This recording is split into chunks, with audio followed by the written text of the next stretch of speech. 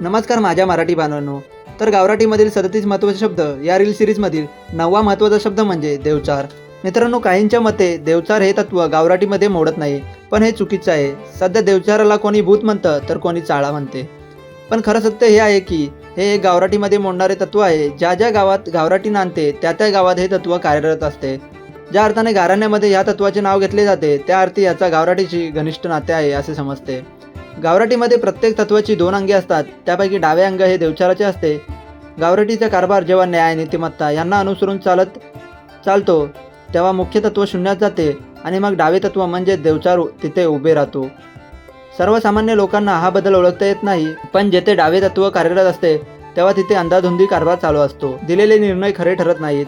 हे डावे तत्व फार विनाशकारी असते आणि ह्याचा त्रास हा मानकरींना सुद्धा होत असतो. याचे कारण म्हणजे भगत आणि मानकरी चुकीच्या मार्गाने याचा वापर करतात. तर गावराटीमधील बाकी महत्त्वाचे शब्द आणि त्याचे अर्थ जाणून घेण्यासाठी लाईक करा आणि फॉलो करा रिअल कोकण.